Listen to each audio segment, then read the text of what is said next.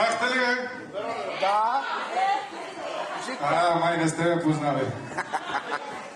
Да ви подскажа малко, бе. Аз съм ви Дедо Коледа. Нищо, че малко така съм декизиран, защото топло навънка.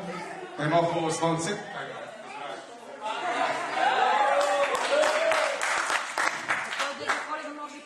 Значи, вие, нали, мисля, че знаете какво носи тук. И знае ли някой?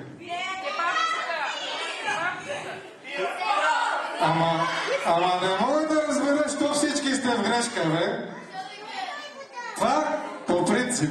Подарък. По принцип са подаръци. Ама тази година няма нищо, има само празни кутии. Ама само вие се знаете. Сега, по-добре да започна от начало.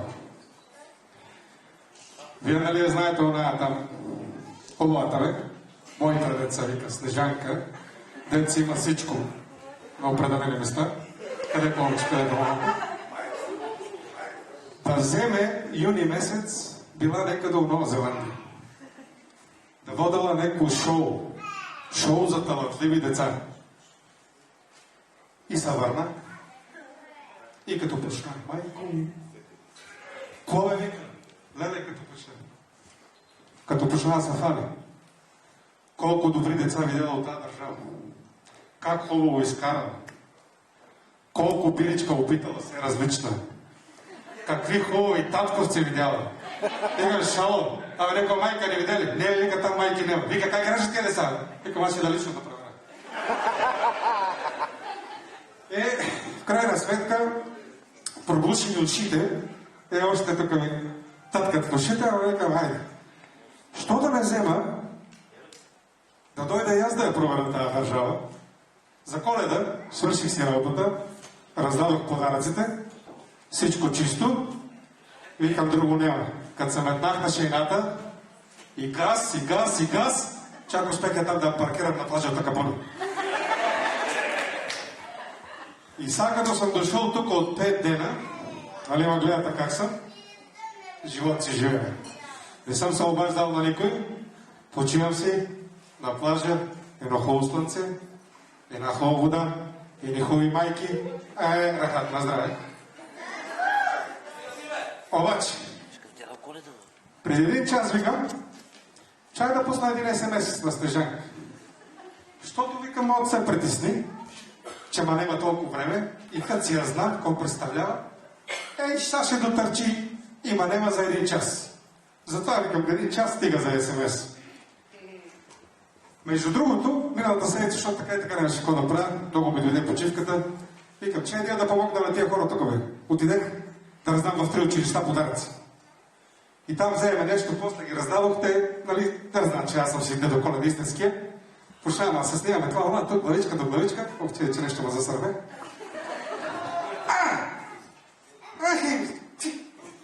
Такива древни, не? Няма нищо, няма майн, както му вика тук. А та сметам, че разбрахте, че и чужди езици владея.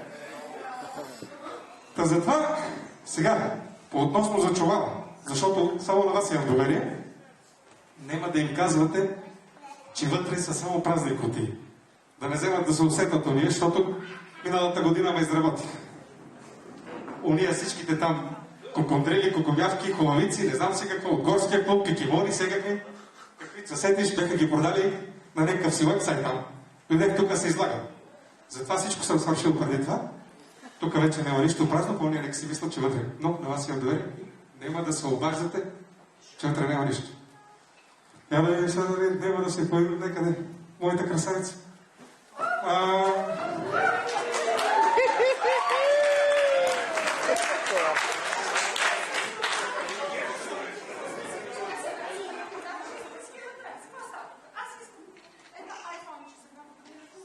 Разбира се. Може. Ще помислите по въпроса.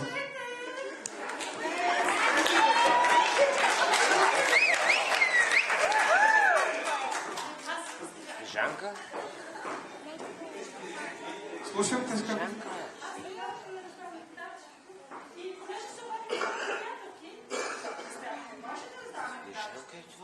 Ти сега да не искаш да ми кажеш, че и Юлия ще дойде? Нищо, бе, само питам, бе. Само питам. Питам. Не знам. Аз не мога така се бавя с тези неща. Видяхте ли това? Аз на тях им дадох този адрес, който ти ми даде. И то беше на СМС. Сега ти не знам къде е червено. Ние не знам къде е.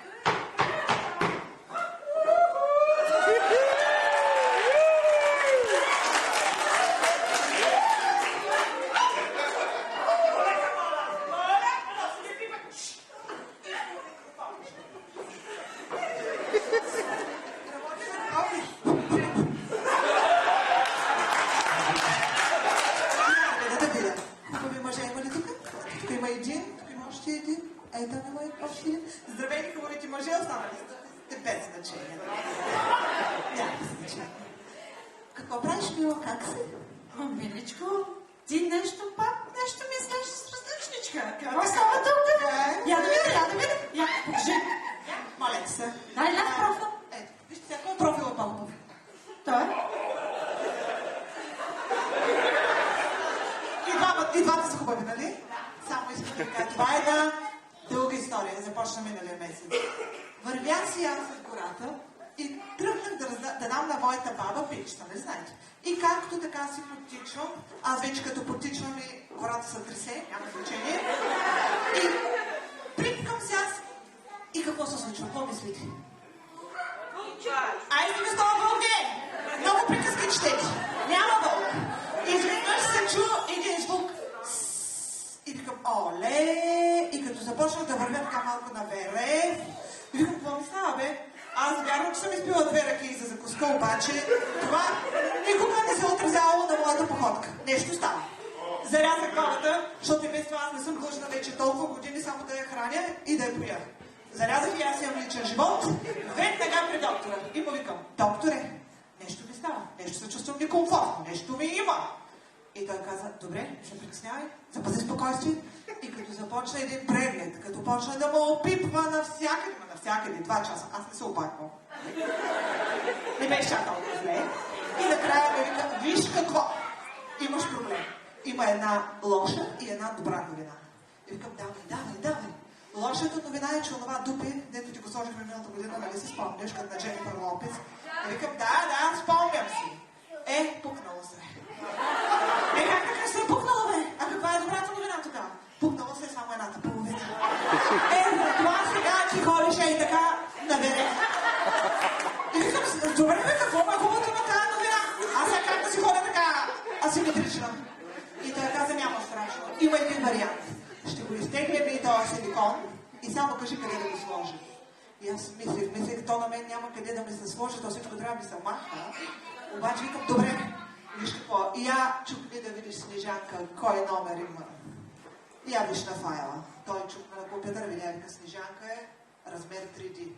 И аз викам, щом тя е 3D, аз искам 4D. Той вика, виж какво, ако ти сложим 4D, няма ти останат за джуки. Добре, бе, не ми трябва джуки, искам само да съм повече от Снежанка. Не стига, че е по-млада, не стига, че е по-слаба. Аз искам с нещо да съм по-не, това пръста отгоре мила, нали? Няма по-не. Между прочим, аз се обадих на спящата красавица, обаче познай какво? И какво става с нея? Какво? Телефонния секретар. И ми излезе едно съобщение, в момента спя, ако искате, ще ви се обадя след 100 години. Не знам, какво стана с пипеляш? Ами аз не знам, както на тебе, така и на нея пуснах един СМС и няма никаква дата. Сигурно пак се зачислила някъде, откъде знам, с нейните бизнеси. Кой знае, че какво прави? Клиник, колко би било? Аз не знам, не знам, подохолици с тази работа, не знам какво се случва.